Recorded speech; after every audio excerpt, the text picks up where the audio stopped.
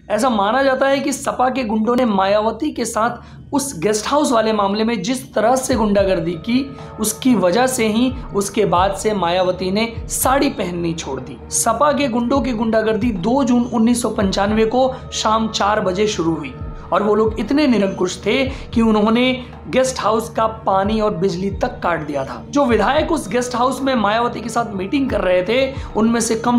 5 लोगों को सपा के उन गुंडों ने जबरन किडनैप किया, उन्हें मुख्यमंत्री के पास ले जाया गया और उनसे जबरन उस धड़े में शामिल होने के लिए कहा गया जो धड़ा मायावती से अलग हुआ था, उनके खिलाफ था और मुलायम सरकार को सपोर्ट करने वाला था। भाजपा के फर्रुखाबाद के विधायक ब्रह्मदत्त तिवारी जो बगल के ही इमारत में ठहरे हुए थे, जैसे ही उनको इस बात की सूचना मिली वो फौरन वहां पे पहुंच गए और अपने लाठी के बल पर उन्होंने बहुत देर तक सपा के गुंडों का सामना किया, उनको रोक के रखा, जिसकी वजह से मायावती की इज्जत और जान दोनों बच पाई। तब के वहां के तत्कालीन डीएम राजीव खेर को इस बात के लिए रातों रात ट्रांसफर कर दिया गया कि उन्होंने मुलायम सिंह की वो बात नहीं मानी थी जिसके अनुसार सपा के गुंडों को नहीं रोकना था और मायावती की सुरक्षा नहीं करनी थी।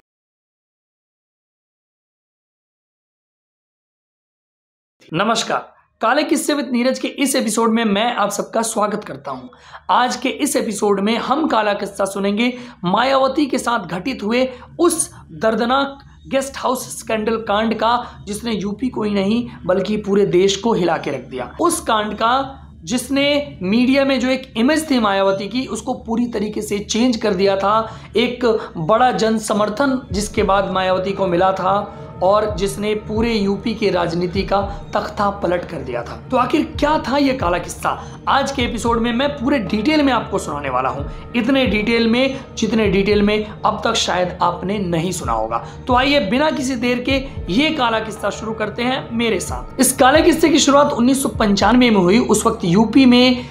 मुलायम सिंह की सपा और काशीराम की बसपा मिलकर सरकार चला रही थी। हालांकि 2 अलग तरह की विचारधारा होने की वजह से उन दोनों पार्टियों में मतभेद हमेशा से रहा, लेकिन सरकार फिर भी चल रही थी। लेकिन मामले ने तूल तब पकड़ा जब 23 मई 1995 को मुलायम सिंह यादव जो तत्कालीन मुख्यमंत्री थे यूपी के, उन्होंने बसपा सुप्रीमो काशीराम से बात करने की कोशिश की और तब काशीराम ने यह कहते हुए मना कर दिया कि अब उनके और मुलायम सिंह यादव की पार्टी के बीच जो कुछ भी बातचीत होगी वो तभी संभव है जब मीडिया भी मौजूद हो। और कहते हैं कि इस बात को लेकर जब मुलायम सिंह यादव ने अपनी नाराजगी जाहिर की तो काशीराम का भी माथा ठनक गया, जिसके बाद उन्होंने बीजेपी विधायक जो लालजी टंडन है उनको संपर्क किया और उनके साथ गठबंधन में सरकार बनाने की बात कही, जिसको बीजेपी वालों ने फौरन मान लिया। उसके बाद ऐसा माना जाता है कि काशीराम ने मायावती को अपने पास बुलाया, क्योंकि उस वक्त काशीराम का इलाज हॉस्पिटल में चल रहा था। तो उन्होंने मायावती को अपने पास बुलाने के बाद उनसे पूछा कि क्या वो यूपी की प्रथम दलित महिला सीएम बनना चाहती है, और तब मायावती ने इस बात पर सहमति जाहिर की और 1 जून को जो है वो लखनऊ पहुंचने के बाद मायावती तत्कालीन राज्यपाल मोतीलाल वोहरा से मिलने अपने 11 मंत्रियों के साथ पहुंची और उन्होंने उनको 3 लेटर सबमिट किए। पहला लेटर जिसमें ये साफ साफ लिखा गया था कि अब से बहुजन समाजवादी पार्टी के जो भी निर्णय हैं वो काशीराम की जगह मायावती लेंगे, और उस पर काशीराम के दस्तखत भी थे।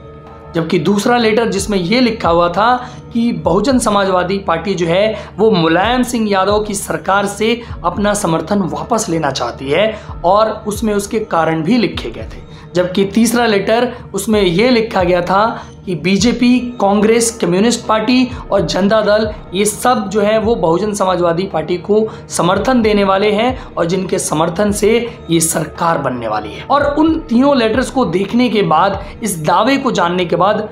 तत्कालीन राज्यपाल जो थे वोहरा साहब, उन्होंने 1 दिन का समय लिया, 1 दिन के लिए इस मैटर को पोस्टपोन करने का फैसला किया, जिसके बाद जो है मायावती ने 1 दिन जो है वहीं रुकने का फैसला किया लखनऊ में ही। और क्योंकि सरकार में तब भी बसपा थी,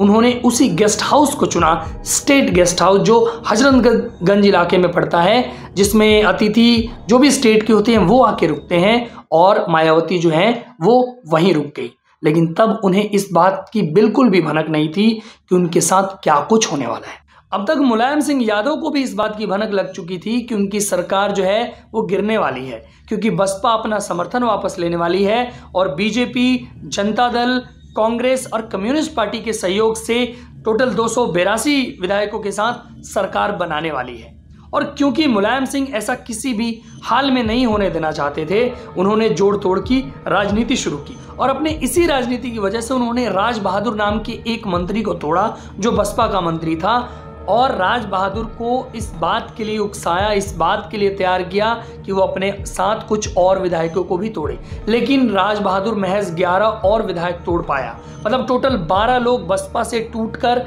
एक अलग धड़ा उन्होंने बना लिया, वो धड़ा जो सपा को समर्थन देने वाला था, जिसकी वजह से सपा की सरकार टिके रह पाती, मुलायम सिंह मुख्यमंत्री बने रह पाते। लेकिन इतना काफ़ी नहीं था, क्योंकि दल बदल कानून के तहत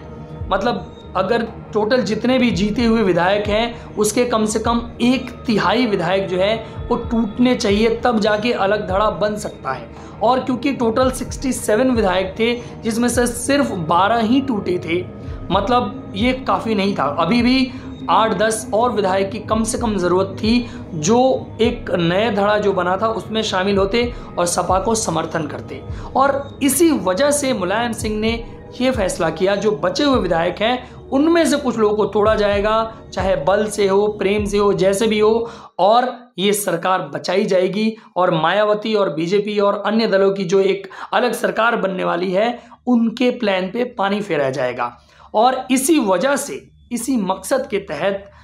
2 जून 1995 को सपा के कुछ गुंडे जो है वो सीधा उस गेस्ट हाउस पे पहुंच गए जहां मायावती अपने कुछ विधायकों के साथ, कुछ मंत्रियों के साथ जो है वो मीटिंग कर रही थी। उस वक्त शाम के करीब 4 बजे होंगे जब सपा के गुंडे उस गेस्ट हाउस में पहुंचे और उस कमरे में पहुंच गए जहां पे मायावती जो है वो उन विधायकों के साथ, अपने बसपा विधायकों के साथ मीटिंग कर रही थी, उन्हें ब्रीफ दे रही थी। और वहां पहुंचते ही सपा के गुंडों ने उनके साथ हाथापाई और गाली गलौज करना शुरू कर दिया। कुछ लोग तो ये भी कहते हैं कि मायावती को टच भी किया गया, उनके साथ बदसलूकी करने की कोशिश की गई। और तब मामले की गंभीरता को भांपते हुए कुछ जो मंत्री, कुछ विधायक जो बसपा के थे, उन्होंने फौरन मायावती को एक दूसरे कमरे में मतलब बंद कर दिया। उनके साथ कुछ लोग रहे भी और मायावती जो है वो कमरे में अंदर बंद हो गई। वहीं दूसरी ओर सपा के गुंडे जो हैं वो इस गाली गलौज और मारपीट के बाद अब जबरदस्ती करने लगे बसपा विधायकों को कि वो उनके साथ चलें, और कहते हैं कि जबरन कम से कम 5 विधायकों को, 5 मंत्रियों को वहाँ से जो है किडनैप एक तरीके से किया गया सपा के गुंडों द्वारा और उनको बिठा के मुख्यमंत्री के पास लाया गया। उनसे पेपर्स पे साइन करवाए गए। वो पेपर्स पे साइन करवाने का मतलब ये था कि उनको ज़बरदस्ती उस धड़े में शामिल किया जा रहा था जो धड़ा बसपा के खिलाफ था, मायावती के खिलाफ था, राज बहादुर का जो धड़ा था और जो धड़ा सपा को समर्थन दे रहा था और मुलायम सिंह यादव को मुख्यमंत्री बने देने में मदद कर रहा था। लेकिन कहते हैं कि इतना भी काफ़ी नहीं हो पा रहा था, इसीलिए और विधायक की ज़रूरत थी, जिसकी कोशिश में सपा के गुंडे और देर तक वहाँ पे गाली गलौज और मारपीट करते रहे। कहते हैं कि सपा के गुंडे उस दिन सिर्फ बसपा विधायकों को डराने, धमकाने और उनसे ज़बरदस्ती समर्थन हासिल करवाने के इरादे से ही नहीं पहुँचे थे, बल्कि वो इस मकसद से भी पहुंचे थे कि वो मायावती और मायावती जैसे उन तमाम लोगों को एक सबक सिखा सके जो लोग मुलायम सिंह की राह में रोड़ा बन रहे थे, जो उनको मुख्यमंत्री या पावरफुल होते हुए नहीं देखना चाहते थे। और इसी के तहत उन विधायकों को किडनैप करने के बाद, मारने पीटने के बाद उन लोगों ने जो है न सिर्फ उस गेस्ट हाउस की बिजली काट दी, वाटर सप्लाई बंद कर दी, बल्कि मायावती के दरवाजे को बार बार पीटना शुरू कर दिया, उनको जाति सूचक गालियां देनी शुरू कर दी, उनको धमकी देनी शुरू कर दी कि तुम बाहर आओ, तुम्हारे साथ क्या करते हैं। मतलब इस तरीके की धमकी कि सुन के कोई भी डर जाए, कोई भी कांप जाए। और इसी वजह से जो मायावती हैं वो काफ़ी अंदर से वो भयभीत हो चुकी थी और इसी वजह से वो जगह जगह फ़ोन घुमाने लगी। मतलब पुलिस वालों को फ़ोन करना, राज्यपाल को फ़ोन करना, डीएम को फ़ोन करना और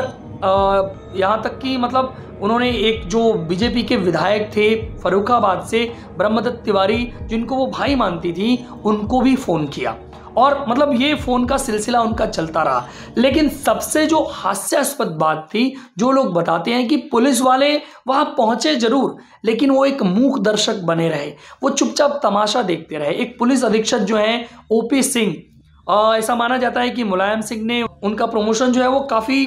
आनन फानन में कर दिया था। और कहीं ना कहीं ओपी सिंह जो थे वो मायावती से प्रताड़ित थे, क्योंकि 2 बार मायावती ने उनका ट्रांसफर करवा दिया था। तो उस ओपी सिंह को वहां भेजा गया और ओपी सिंह जो है वो इस मामले को शांत करने के बजाय वो सिगरेट का कश लेते रहे। हालांकि ओपी सिंह के अलावा वहां 2 और पुलिस वाले मौजूद थे, एसएचओ हजरतगंज ब्रजभूषण और एसएचओ वीआईपी सुभाष सिंह बड़ेल। इन दोनों ने ओपी सिंह से अलग इंसानियत का परिचय देते हुए सपा के गुंडों से भिड़ने का फैसला किया। हालांकि उनको भी ऑर्डर ऊपर से यही मिले थे कि सपा के गुंडों को नहीं रोकना है, मायावती का समर्थन नहीं करना है, लेकिन क्योंकि उनके अंदर एक इंसानियत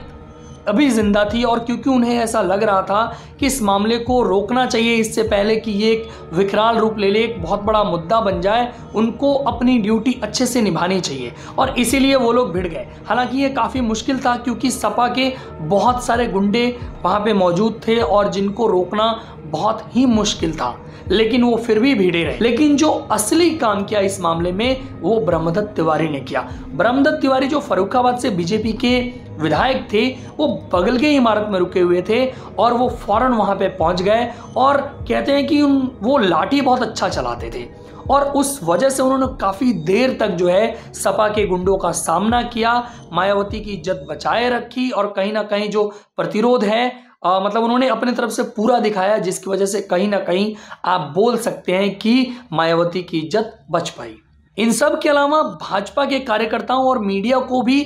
मायावती की जान और इज्जत बचाने का श्रेय मिलना चाहिए, क्योंकि मीडिया वाले जो वहाँ मौजूद थे, जो पहुँचे थे वहाँ उस मीटिंग के बारे में बात करने के लिए जो मायावती ने अपने विधायकों के साथ रखी थी, वो जब उन्होंने ये गुंडागर्दी देखी थी तो उन्होंने सपा के गुंडों से लड़ने का फैसला किया था, उसको रोकने का फैसला किया था। और कहीं ना कहीं जब भाजपा के कार्यकर्ता भी वहाँ पहुँचे तो उन लोगों ने भी यही कोशिश की। फिर जल्द ही जब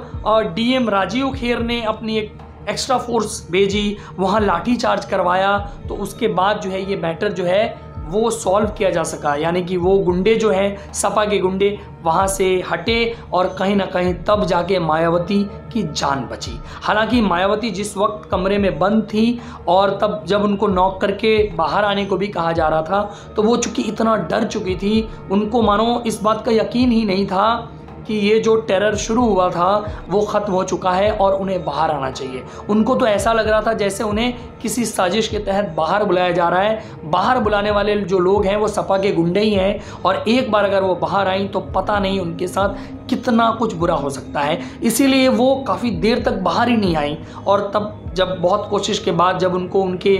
भरोसेमंद लोगों की आवाज़ें सुनाई गई, फ़ोन पे बात करवाया गया, उनको इस बात की तसल्ली दी गई कि अब खतरा टल चुका है, बाहर आ जाइए, तब जाके मायावती जो है वो बाहर। मायावती के साथ हुए इस हादसे के बारे में जिस किसी ने भी सुना उसने इसकी घोर आलोचना की। काशीराम जो तत्कालीन बसपा सुप्रीमो थे, उन्होंने तो ये तक कहा था कि मायावती के लिए ये उसके जीवन की सबसे बड़ी अग्नि परीक्षा थी। मतलब ये इतनी दर्दनाक दास्तान है, मतलब जिसको मायावती पूरी जिंदगी नहीं भूल पाई। हालांकि इस स्कैंडल के अगले ही दिन यानी कि 2 जून को ये पूरा गेस्ट हाउस कांड हुआ था और 3 जून 1995 को भाजपा, जनता दल, कम्युनिस्ट पार्टी और कांग्रेस के समर्थन से टोटल 282 सीटों के साथ जो है वो बसपा ने सरकार बनाई। मायावती जो है वो पहली दलित महिला मुख्यमंत्री बनी इंडिया की। इस गेस्ट हाउस कांड को पूरी जिंदगी नहीं भूल पाई मायावती और इसी वजह से वो उन लोगों को भी नहीं भूल पाई जिन लोगों ने ये प्लॉट किया था उनके अगेंस्ट और जिन लोगों ने उनकी जान बचाई थी। और इसीलिए जैसे ही वो सीएम बनी उन्होंने एक कमेटी बनाई, एक जांच कमेटी बनाई और इस कमेटी ने जो रमेश चंद्र कमेटी थी उसने 89 पेजेस की जो है वो अपनी रिपोर्ट पेश की और उसमें सीधे सीधे तौर पर मुलायम सिंह यादव को इसका मास्टर प्लानर बताया कि उन्हीं के इशारों पे ये गेस्ट हाउस कांड जो है वो एग्जीक्यूट किया गया था। हालांकि इस मामले में जो मुलायम सिंह है वो हमेशा जो है मुकरते रहे, उन्होंने कभी भी ये एक्सेप्ट नहीं किया कि उन्होंने ये कांड करवाया था या उनके पार्टी के कार्यकर्ता या दबंग नेता या जो भी आप बोले वो लोग इसमें शामिल थे। उल्टा उन्होंने ये बोला कि उनके कार्यकर्ताओं की बसपा वालों ने पिटाई की थी। हालांकि बहुत सारे ऐसे गवाह, बहुत सारे ऐसे लॉजिक और सबूत थे जो कुछ और ही बताते हैं, मतलब किसी और तरफ ही इशारा करते हैं कि मुलायम सिंह शायद पूरी ज़िंदगी इस सच्चाई को छुपाते छुपाते रह गए, लेकिन मायावती जो है वो इस सच्चाई को कभी नहीं भूल पाई। वो बार बार इसका जिक्र करती रही, बहुत सारे मीटिंग्स में, बहुत सारे जगहों पे जहाँ भी उनसे इस तरीके के सवाल होते थे। खैर, वो उन लोगों को भी नहीं भूली थी जिन्होंने उनकी जान बचाई थी, और उसमें जो सबसे बड़ा नाम था वो थे ब्रह्मदत्त तिवारी, जो फर्रुखाबाद से बीजेपी के विधायक थे। मतलब कहा जाता है कि मायावती ने तो उनको सच में अपना धर्म का भाई माना था, मतलब वो भाई जिसने बहन की इज्जत बचाई थी, जान बचाई थी, और उनकी बॉन्डिंग कितनी स्ट्रांग थी आप इसका अंदाजा इसी बात से लगा सकते हैं कि एक बार खुद मायावती ने कहा था कि अगर अगली बार सरकार बनती है यूपी में बीजेपी और बसपा गठबंधन से, तो 2.5 साल के लिए कि अगर ब्रह्मदत्त तिवारी सीएम बन जाए तो उन्हें कोई आपत्ति नहीं होगी। हालांकि ऐसा कभी हुआ नहीं, लेकिन मतलब आप समझ सकते हैं कि कितना इम्पैक्ट जो है वो इस पूरे कांड का उन पे पड़ा था। सपा और मुलायम सिंह यादव ने मायावती के साथ जो किया था, अगर वैसा कुछ भी किसी नॉर्मल इंसान के साथ होता तो वो और उसका पूरा खानदान या उसके जितने भी शुभचिंतक हैं वो पूरी जिंदगी उस आदमी की ओर दोस्ती का हाथ बढ़ाना तो छोड़िए, उनका नाम तक लेना पसंद नहीं करती। लेकिन जैसा कि राजनीति में कहा गया है कि यहाँ कोई भी परमानेंट दुश्मन नहीं होता और कोई भी परमानेंट दोस्त नहीं होता, और इसी को चरितार्थ करते हुए मायावती और उनकी बसपा ने सपा के साथ 2019 में गठबंधन कर लिया। यही नहीं, 24 साल बाद ये जो केस था सुप्रीम कोर्ट में गेस्ट हाउस स्कैंडल वाला, उसको वापस भी मुलायम यादव और उनकी पार्टी के कहने पे मायावती ने ले लिया। यही नहीं, मुलायम सिंह यादव के साथ वो एक रैली में 2019 में जो मैनपुरी में हुई थी, वहां वो शामिल भी हुई। तो कहीं ना कहीं आप बोल सकते हैं कि राजनीति में जहां कोई कितना भी नीचे गिर सकता है तो कोई कितना भी कड़वा घूंट जो है वो पी सकता है। मतलब मुलायम सिंह हद से ज्यादा गिर गए तो मायावती ने इतनी बड़ी, इतनी मुश्किल आप जिसको बोल सकते हैं, इतनी कड़वी घूंट जो है बेइज्जती का वो पी लिया, और राजनीति जो है वो इन दोनों की चलती रही। हालांकि इस गेस्ट हाउस कांड ने मायावती के लिए कुछ समीकरण जो है, कुछ पॉइंट ऑफ व्यू पूरी तरीके से बदल भी दिए थे। जैसे मीडिया वाले जो हैं वो पहले मायावती को काफी वीक समझते थे,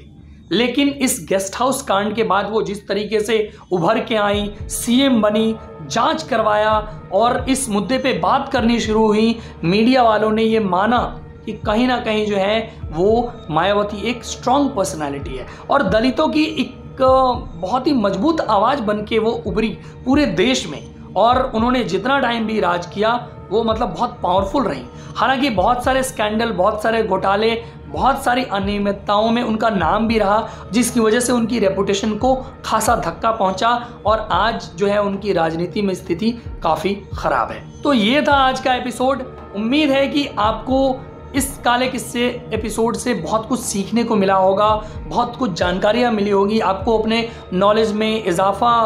हुआ, महसूस हुआ होगा। अगर मेरे से फिर भी कुछ रह गया हो तो आप कमेंट करके बता सकते हैं। और